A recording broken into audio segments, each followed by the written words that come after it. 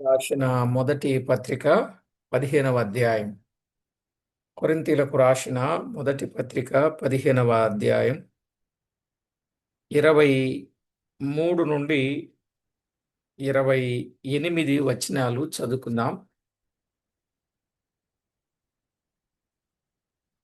23 నుండి, ప్రతివాడును తన తన వరుసలోనే బ్రతికింపబడును. ప్రథమ ఫలము క్రీస్తు, తరువాత క్రీస్తు వచ్చినప్పుడు ఆయన వారు బ్రతికింపబడుదురు. అటు తరువాత ఆయన సమస్తమైన ఆధిపత్యమును, సమస్తమైన అధికారమును, బలమును కొట్టివేసి తన తండ్రి అయిన దేవునికి రాజ్యం అప్పగించును. అప్పుడు అంతము వచ్చును. ఎందుకనగా తన శత్రువులందరినీ తన పాదముల క్రింద ఉంచు వరకు ఆయన రాజ్య పరిపాలన చేయుచుండవలెను. కడపట నశింప చేయబడు శత్రువు మరణం. దేవుడు సమస్తమును క్రీస్తు పాదముల క్రింద లోపరచి ఉంచెను. సమస్తమును లోపరచబడి ఉన్నదని చెప్పినప్పుడు ఆయనకు సమస్తమును లోపరచిన వాడు తప్ప సమస్తమును లోపరచబడి ఉన్నదను సంగతి విషదమే. మరియు సమస్తమును ఆయనకు లోపరచబడినప్పుడు దేవుడు సర్వములో సర్వమగు నిమిత్తము కుమారుడు తనకు సమస్తమును లోపరచిన దేవునికి తానే లోబడును. చదవబడిన లేఖనం కొరకై ప్రార్థన చేద్దాం. మహాగణుడవైన మా దేవా, మహోన్నతుడవైన మా ప్రియ ప్రభువా, మీ ఘననామమునకు వందనములు, స్తోత్రములు చెల్లిస్తున్నాం. దేవా, ఎంతో గొప్ప దేవుడవు, మహిమగల దేవుడవు, ప్రభావము గల దేవుడవు, సాటిలేని దేవుడవు, సర్వశక్తి సంపన్నుడవు.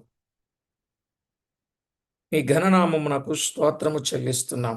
చదవబడిన లేఖన భాగమును దీవించి మా అందరితో మీరు మాట్లాడి మీకు రావలసిన మహిమ మీరు ఆపాదించుకొనమని తోడయుండి కాపాడతారని కోరుచు మా ప్రాణనాథుడు, ప్రియుడు, మా రక్షకుడునైన యేసుక్రీస్తు అతి శ్రేష్టమైన అమూల్యమైన నామమున స్తోత్రము చెల్లించి స్తుతించి ప్రార్థించి మిక్కిలి వినయముగా బ్రతిమలాడి వేడుచు ఉన్నాం మా పరమ తండ్రి, ఆమేన్. ప్రభునందు ప్రియులారా, మనము చదువుకున్న దైవ గ్రంథమైన బైబిల్లో చాలా విషయాలు నేర్చుకుంటూ వస్తున్నాం. దేవుని ఉద్దేశాలు, ప్రణాళికలు సంపూర్తిగా నెరవేర్చబడతా ఉన్నాయి. మనము వరుసగా కొన్ని సంగతులు ధ్యానిస్తూ వస్తున్నప్పుడు గత వర్తమానంలో కొన్ని విషయాలు విన్నాం. పునరుత్థాన ఫలితమును, దాని సత్యమును గూర్చి మాట్లాడిన సందర్భాలలో మన ప్రియ ప్రభు నిద్రించిన వారిలో ప్రథమ ఫలము ఆయనే. ఆధ్యాత్మిక సంతతికి మన ప్రభువే జ్యేష్ఠుడుగా కనబడుతూ ఉన్నాడని మనం విన్నాం. క్రీస్తు పునరుత్థానం సంఘటనల వరుస క్రమాన్ని ప్రారంభించిందని మనం వింటూ వచ్చాం 3 విషయాలు. అయితే ప్రియులారా, ఈరోజు మనం 24వ వచనాన్ని చదువుకున్నప్పుడు తన తండ్రి అయిన దేవునికి రాజ్యము అప్పగిస్తాడు. అది మొదటిది. తన తండ్రి అయిన దేవునికి రాజ్యాన్ని అప్పగిస్తాడు. తండ్రి కుమారునికి పరలోకమందును భూలోకమందును సర్వాధికారం అనుగ్రహించి ఉన్నాడు. అవును కదా? పరలోకములో భూలోకములో సర్వాధికారం ఆయన కుమారునికి అనుగ్రహించాడు. మత్తయి రాసిన సువార్త 28వ అధ్యాయం. మత్తయి సువార్త 28వ అధ్యాయములో 18వ వచనం. అయితే యేసు వారి యొద్దకు వచ్చి, పరలోకమందును భూమి మీదను నాకు సర్వాధికారము ఇయ్యబడి ఉన్నది అన్నాడు. పరలోకమందును భూమి మీదను నాకు సర్వాధికారము ఇయ్యబడి ఉన్నది. అవును ప్రియులారా, ప్రభు అయిన యేసుక్రీస్తుకు దేవుడట్టి భాగ్యాన్ని ఇచ్చినట్లుగా మనము చూస్తాం. యోహాను సువార్త, యోహాను రాసిన సువార్త 5వ అధ్యాయంలో 22వ వచనం, 22వ వచనం, 22వ వచనం, తండ్రి ఎవనికిని తీర్పు తీర్చడు గాని తండ్రిని ఘనపరచునట్లుగా అందరును కుమారుని ఘనపరచవలెనని తీర్పు తీర్చుటకు సర్వాధికారం కుమారునికి అప్పగించి ఉన్నాడు. సర్వాధికారం కుమారునికి అప్పగించి ఉన్నాడు అనే మాట మనం చూస్తున్నాం. సర్వాధికారం కుమారునికి అప్పగించాడు. తీర్పు తీర్చుటకు సర్వాధికారం అప్పగించాడని. నిజమే. పేతురు భక్తుడు కూడా ఒక మాట చెప్పాడు. ఏంటా మాట అంటే, పేతురు రాసిన మొదటి పత్రిక 3వ అధ్యాయం 22వ వచనం. 3వ అధ్యాయం 22వ వచనం. ఆయన పరలోకమునకు వెళ్ళి దూతల మీదను అధికారుల మీదను శక్తుల మీదను అధికారము పొందినవాడై దేవుని కుడిపార్శ్వమున ఉన్నాడు అన్నాడు. పరలోకంలో దూతల మీద, అధికారుల మీద, శక్తుల మీద అధికారము పొందినవాడై, ఆయనకు సర్వాధికారి అయిన దేవుడై ఉండి అన్నాడు. అందుకే రోమపత్రిక 9:5లో సర్వాధికారి అయిన దేవుడు కనుక ఆయన అధికారము గలవాడు. కుమారుడు చేయవలసిన పనులన్నింటిలో ఇదియే చివరి కార్యం. ఏది చివరి కార్యం? తన తండ్రి అయిన దేవునికి రాజ్యము అప్పగించడం. ఎందుకంటే సర్వాధికారం ఇచ్చి పంపించాడు. సర్వాధికారం ఇచ్చి పంపించాడు గనుక ఆ అధికారం ఇచ్చి పంపించిన ప్రియప్రభు శరీరధారిగా వచ్చినప్పుడు ఏం చేశాడు? 17:4 కదా యోహాను సువార్తలో, తండ్రి నీవు నాకు అప్పగించిన పనిని సంపూర్ణముగా నెరవేర్చి భూమి మీద నేను నిన్ను మహిమపరచితిని అన్నాడు. మహిమపరచడానికి వచ్చాడు, మహిమపరిచేశాడు. మరి ఇప్పుడు మహిమపరిచాడు, వెళ్ళాడు. ఆయన వచ్చే లోపులో ఇక్కడ రాజ్యం ఏర్పడింది. ఆ రాజ్యమును అప్పగిస్తాడు. తన తండ్రి అయిన దేవునికి రాజ్యమును అప్పగిస్తాడు. ఇది కుమారుడు చేసే పనులన్నింటిలో చివరి కార్యం. చేయవలసిన పనులు మనకు తెలుసు కదా. చేసిన పనులు ఆయన ఎప్పటి నుంచి తండ్రి పని మీద ఉన్నాడు? ఎప్పటి నుంచి తండ్రి పని మీద ఉన్నాడండి? లూకాసు సువార్త 2వ అధ్యాయం 49వ వచనం.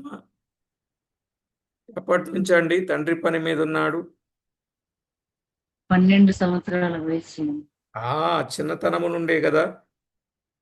ఆయన మీరేలా నన్ను వెదకుచుంటిరి, 12 సంవత్సరాలు. నేను నా తండ్రి పనుల మీద ఉండవలనని మీరెరుగరా? నేను నా తండ్రి పనుల మీద ఉండవలనని మీరెరుగరా అన్నాడు. తండ్రి పనుల మీద ఉన్నాడు. చిన్ననాటి నుండే తండ్రి పని మీద ఉన్నాడు. తండ్రి పని మీద వచ్చాడు. తండ్రి పనికి పంపించగా తండ్రి పని మీద వచ్చి తండ్రి పని చేస్తున్నాడు చిన్ననాటి నుండి. పని కూడా ఎలా చేశాడు? పని కూడా ఎలా చేశాడండి? యోహాను సువార్త 4వ అధ్యాయం 34వ వచనం. 4:34. పదార్థము కంటే పనే ముఖ్యంగా ఎంచాడు ఆయన. యేసు వారిని చూచి నన్ను పంపిన వాని చిత్తము నెరవేర్చుటయు ఆయన పని తుదముట్టించుటయు నాకు ఆహారం. ఆయన పని తుదముట్టించుటయు నాకు ఆహారం. ఆహారము కంటే పనే ముఖ్యంగా భావించి చేశాడు కదా. ఆహారము కంటే పనే ముఖ్యంగా భావించి చేశాడు. తండ్రి అప్పగించిన పనిని సంపూర్ణంగా నెరవేర్చానన్నాడు. నిజమే. యోహాను సువార్త 17:4 రాసుకోండి. సీక్వెన్స్ బాగుంటుంది. చేయుటకు నీవు నాకిచ్చిన పని నేను సంపూర్ణంగా నెరవేర్చు, భూమి మీద నిన్ను మహిమపరచితిని అన్నాడు. చేయవలసిన పనులన్నీ చిన్ననాటి నుండే చేశాడు, పని చేసి వెళ్ళాడు. ప్రియులారా, ఇప్పుడు చివరిదిగా తండ్రి అయిన దేవునికి రాజ్యమును అప్పగిస్తాడు. అది మొదటిది. ఇక రెండవది మన పత్రికలో చెప్పబడినట్లు ఆయన సమస్తమైన ఆధిపత్యమును, సమస్తమైన అధికారమును, బలమును కొట్టివేస్తాడు. ఆయన సమస్తమైన ఆధిపత్యమును, సమస్తమైన అధికారమును, బలమును కొట్టివేస్తాడు అన్నాడు 24వ వచనం. చూశారా? ఆయన రాజ్యాన్ని అప్పగించక ముందు ఇది జరగవలసి ఉన్నది. రాజ్యాన్ని అప్పగించక ముందు ఇది జరగాలి. దేవుని యొద్ద నుండి కాక మరి ఎక్కడ నుండి అయినా ఉత్పత్తి అయినటువంటి ఎట్టి అధికారమైనా సరే కొట్టివేయబడుతుంది. దేవుని నుండి కాక మరి ఎక్కడ నుండి అయినా ఉత్పత్తి అయిన ఎట్టి అధికారమైన, ఇప్పుడు అధికారాలు వచ్చాయి కదా, అధికారాలు ఉన్నాయి కదా, అధికారులు ఉన్నారు కదా, ఈ అధికారాలన్నీ కొట్టివేయబడతాయి. సమస్తమైన ఆధిపత్యమును, అధికారమును, బలమును అణచివేసి, అలాగే క్రీస్తు తన పనిని నెరవేర్చిన వాడై దేవుని రాజ్యాన్ని అప్పగిస్తాడు. అర్థమైందండి? సమస్తాన్ని అంటే ఆధిపత్యం, అధికారం, బలాన్ని కొట్టివేస్తాడు. అది రెండవది. ఇక మూడవది 5వ వచనంలో చెప్పబడి 25వ వచనంలో చెప్పిన వచనం, ఎందుకనగా తన శత్రువులందరినీ తన పాదముల క్రింద ఉంచు వరకు ఆయన రాజ్య పరిపాలన చేయుచుండవలెను. ఇప్పుడు మూడవ మాట, ఆయన రాజ్య పరిపాలన చేయవలసి ఉండెను.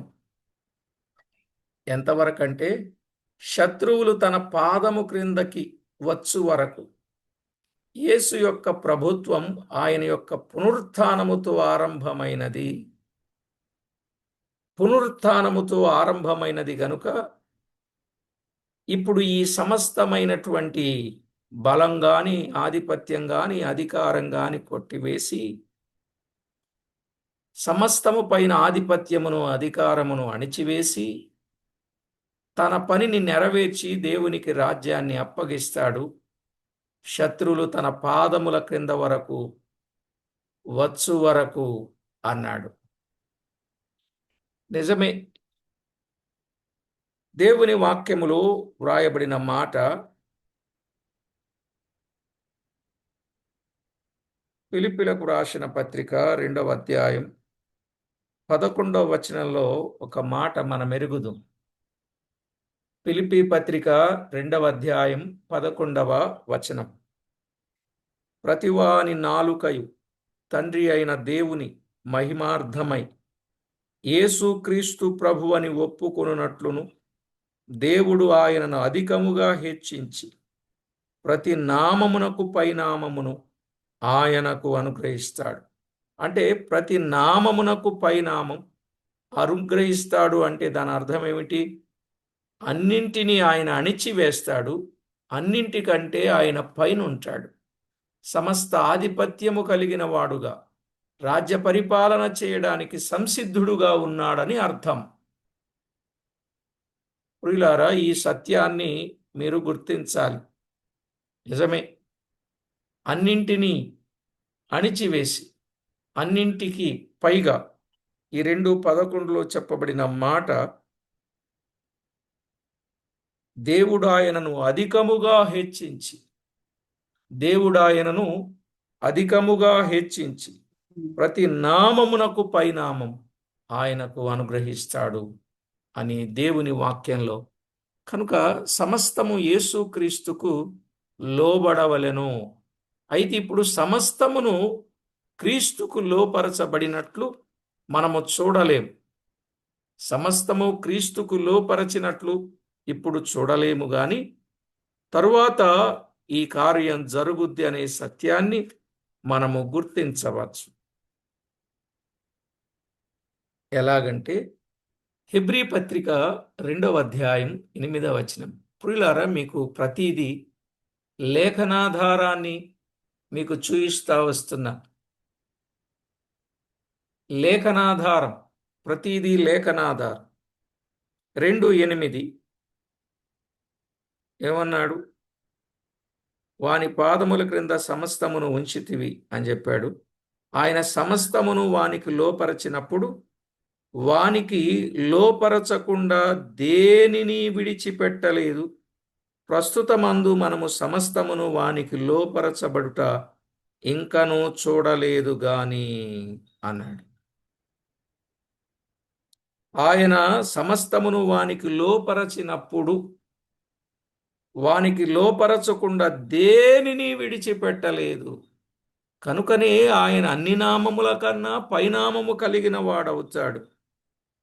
సమస్తమును వానికి లోపరచబడుట ఇంకనూ చూడలేదు గాని.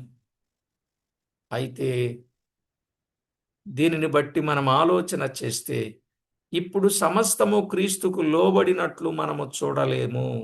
కానీ ఆయన తిరిగి వచ్చినప్పుడు తన కొరకు ఒక రాజ్యమును స్థిరపరచి ప్రపంచమంతటిని ఏలతాడనేది మనము తెలుసుకుంటాం.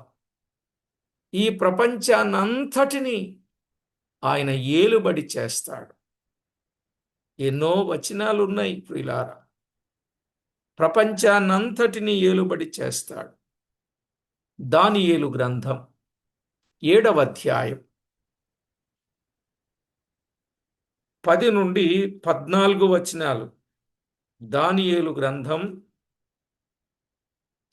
7వ అధ్యాయం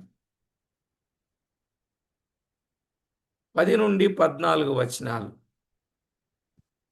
నిజంగా చాలా విషయాలు. 14వ వచనం చదివేద్దాంలేండి.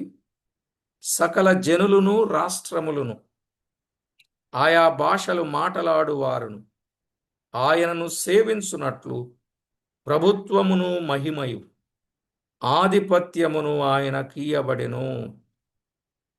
ఎవరెవరు? సకల జనులు, రాష్ట్రాలు, ఆయా భాషలు మాటలాడువారు ఆయనను సేవించునట్లు ప్రభుత్వము గాని మహిమ గాని ఆధిపత్యం ఆయనకీయబడుతుంది అని దేవుని వాక్యంలో మనము చూస్తాం. ఎంత విశేషమైన విషయం ప్రియులారా.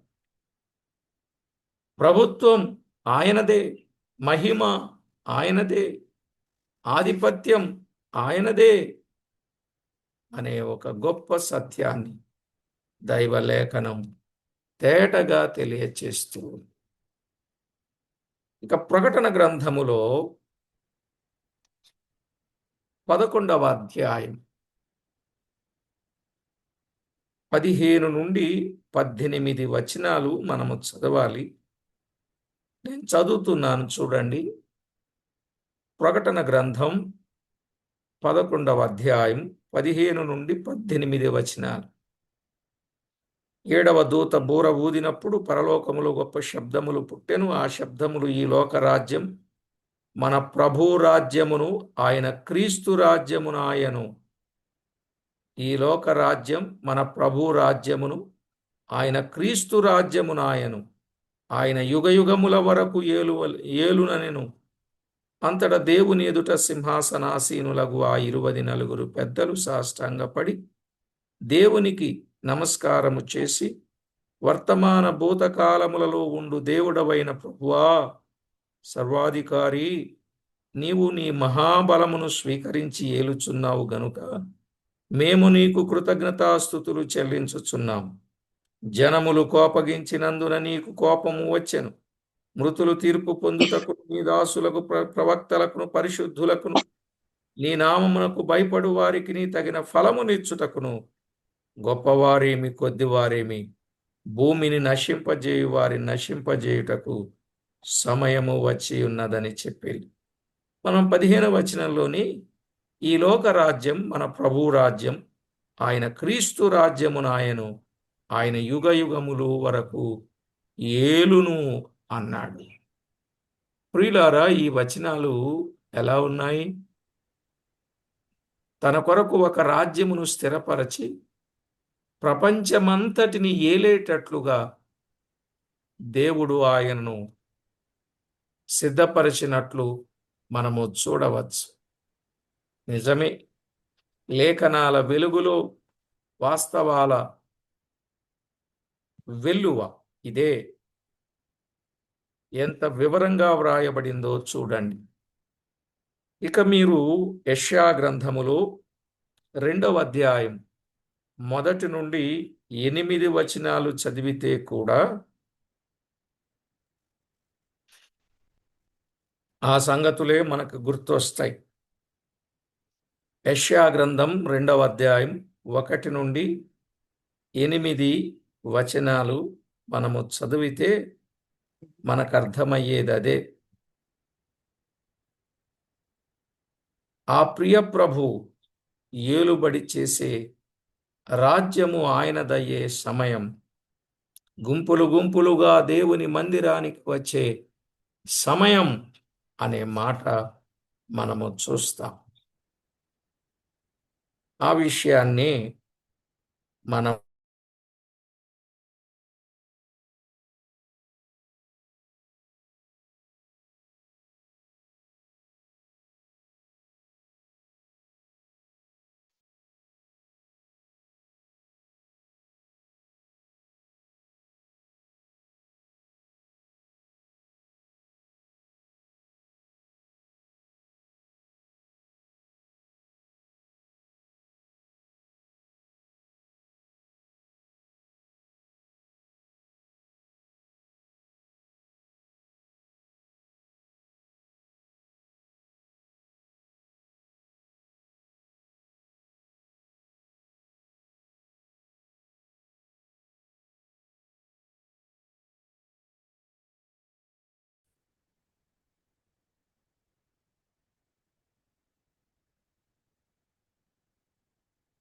రేపు జనములు ఆయన యొద్ద విచారణ చేసే సమయం.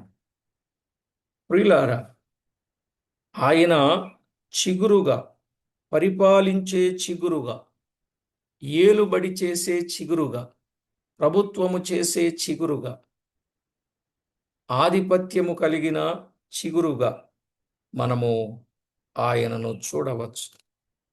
యెషీ వేరు చిగురునద్ద జనములు విచారణ చేయును.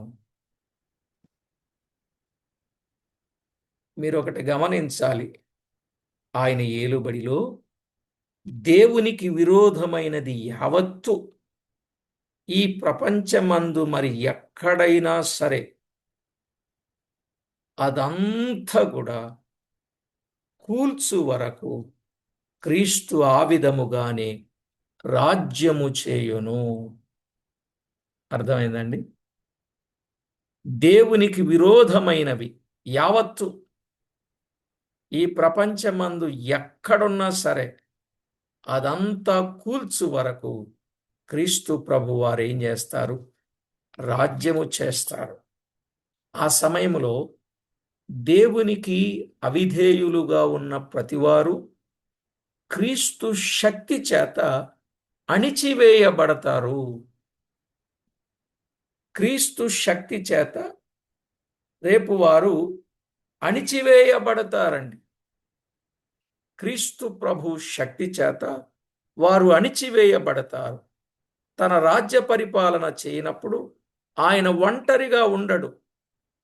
మరెవరుంటారు? మృతులలో నుండి క్రీస్తు లేపిన వారును ఆయన రాకడయందు ఆయనతో ఉన్నవారును ఆయనతో కలిసి యుందురు. ఇది గొప్ప విశేషమైన విషయం. ఆయనతో ఎవరెవరు ఉంటారండి? ఆయన ఒంటరిగా ఉంటాడా? ఉండడు. ఎవరుంటారు? మృతులలో నుండి క్రీస్తు లేపిన వారున్నారే, మృతులలో నుండి క్రీస్తు లేపిన వారు, ఆయన రాకయందు ఆయనతో ఉన్నవారు ఆయనతో కలిసి ఉంటారు. ఆయనతో కలిసి ఉండే ప్రజలున్నారు. ఆ ప్రజలలో నీవు నేను ఉండుట అది ఎంతో మేలుకరం, ఆశీర్వాదకరం. ప్రభునందు ప్రియులారా, ఇలాంటి శ్రేష్టమైన అనుభవాన్ని మనము కలిగి ఉండడం మంచిది. దేవుని దివ్యలేఖనంలో మనము ఆలోచన చేసినప్పుడు ఎఫెసీ పత్రిక 1వ అధ్యాయం 20-21 వచనం, 20-21 వచనం, ఆయన ఆ బలాతిశయము చేత క్రీస్తును మృతులలో నుండి లేపి సమస్తమైన ఆధిపత్యము కంటెను, అధికారము కంటెను, శక్తి కంటెను, ప్రభుత్వము కంటెను ఈ యుగమునందు మాత్రమే గాక రాబోవు యుగమునందును పేరు పొందిన ప్రతి నామము కంటెను ఎంతో హెచ్చుగా పరలోకమునందు ఆయనను తన కుడి పార్శ్వమున కూర్చుండబెట్టుకొని ఉన్నాడు అన్నాడు. కనుక ఇంతటి గొప్ప భాగ్యం దేవుడు ఇస్తాడు. రోమీయులకు రాసిన పత్రికలో కూడా 8వ అధ్యాయం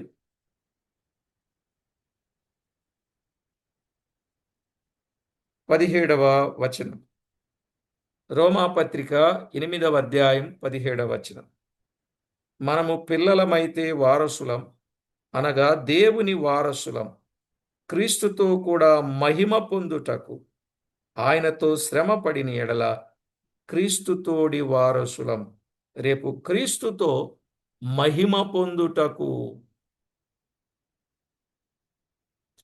క్రీస్తుతో పాటు మహిమ పొందడానికి, రేపు ఆయనతో మనముండే ఆ గొప్ప సంగతి.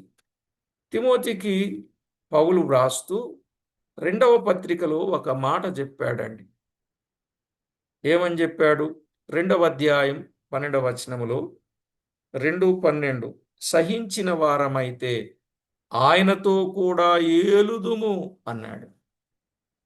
ఆయనతో కూడా ఏలుదుము. ఒకటి, ఆయనతో ఉంటాం, ఆయన పొందే మహిమను మనం పొందుతాం, రేపు ఆయనతో కూడా ఏలుబడి చేస్తాం. ఇట్టి ధన్యత దేవుడు మనకిచ్చాడండి. అయ్యా, ఈ సంగతులు అర్థమవుతున్నాయా? వరుస నిజంగా ఇలాంటి విలువైన విషయాలు తేటగా మనకు అర్థమవుతున్నప్పుడు మనం ఎంత సంతోషంగా ఆనందంగా ఉంటామో. నిజంగా నాకు అలా అనిపిస్తుంది బ్రదర్స్, సిస్టర్స్.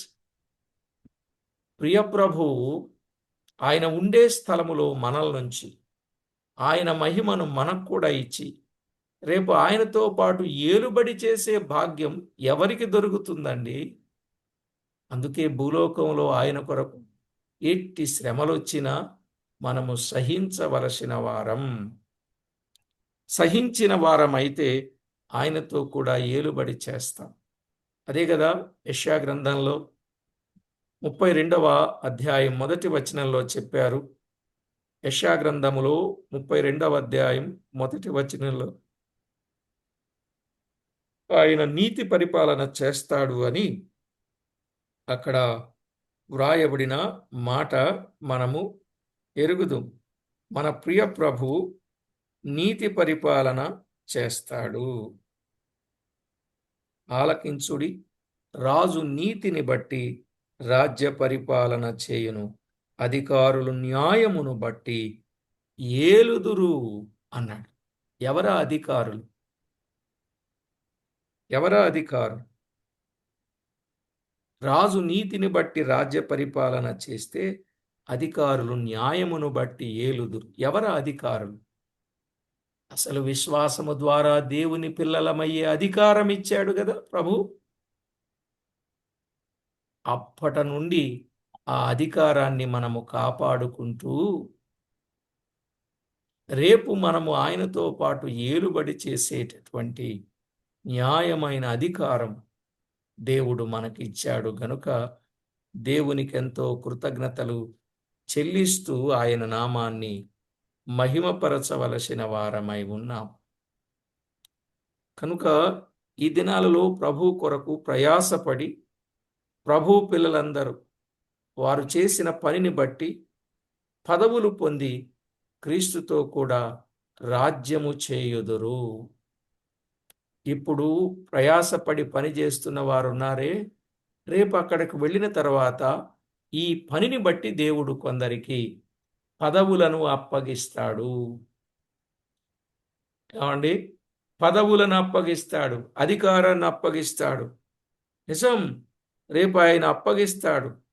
కారణం ఏమంటే మనుష్య కుమారుడుగా ఆయన ఈ లోక రాజ్యాలన్నింటినీ పరిపాలించాలని ఆయన పాలనతో దేవునికి విరోధముగా ఉన్న దుష్ట శక్తులను అణిచివేయాలి.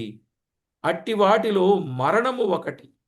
తన విరోధులందరినీ తన పాలన చేత అణిచివేసిన తర్వాత మృత్యువు అను తన ఆఖరు భయంకరమైన శత్రువు నాశనము చేయబడును. అర్థమైందండి? ఈ అధ్యాయములో ఇది ప్రధాన అంశముగా ఉంటూ వస్తుంది.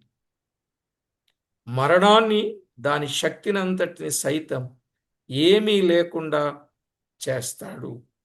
ప్రస్తుతానికి మరణాన్ని ఎవరూ తప్పించుకోలేరు, కానీ ఒక సమయము రాబోతుంది, అప్పుడు మరణాన్ని ప్రతివారు తప్పించుకోరు. ఎందుకంటే మరణానికి బలముండదు. మరణానికి బలముండదు. మరణానికి బలముండదు. మరణం ఏమీ చేయలేదు, ఏమీ చేయలేదు. ఆ సంగతులు మనము తరువాత పాఠంలో విందాం. కాబట్టి ప్రభునందు ప్రియులారా, మన ప్రభు ఆయన రాజ్యం తండ్రికి అప్పగిస్తాడు అనే విషయాన్ని దేవుని వాక్యంలో మనము చూస్తున్నాం. ప్రార్థన చేసుకుందాం. మహాగణుడవైన మా దేవ, సర్వాధికారి అయిన మా ప్రియ ప్రభువా, పూజార్హుడా, స్తోత్రార్హుడా, మీ ఘననామానికి స్తోత్రం. సమస్తమైన ఆధిపత్యం కంటే ఎంతో ఘనుడవైన దేవుడవు, ప్రభావము గల దేవుడవు, సాటిలేని దేవుడవు, సర్వశక్తి సంపన్నుడవు, నిన్న నేడు నిరంతరం ఏకరీతిగా ఉన్నవాడవు. భవిష్యత్తులో కూడా మా జీవితాల్లో గొప్ప కార్యం చేస్తారు. మా ప్రభువా, మీరు ఏలుబడి చేసే దేవుడుగా, ఆ ఏలుబడి నీతితో కూడినదిగా, ఆ పరిపాలనలో మేము న్యాయమును తీర్చుటకు అధికారులుగా, వెయ్యేండ్ల పాలనలోను యుగయుగాలు యుగయుగాలు మీరు పరిపాలించే పాలనలోను మేము మీతో ఉండే భాగ్యాన్ని మీరు మాకు ప్రసాదింపజేస్తున్నందుకు స్తోత్రములు. అందుకే మేమందరం భూ సంబంధమైన అధికారాల కొరకు, పెత్తనాల కొరకు, ఆధిక్యతల కొరకు ఆశపడక,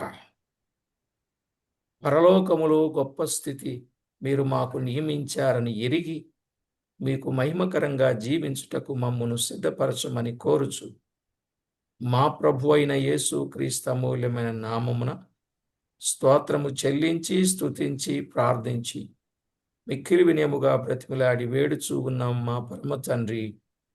ఆమేన్. ఆమేన్. ప్రభునందు ప్రియులారా, ఆయన రాజ్యం ఎంత శ్రేష్టమైనదో, ఉన్నతమైనదో ఎరిగి ఆ రాజ్యములో మనముండి ఆయనతో పాటు పాలన చేద్దాం.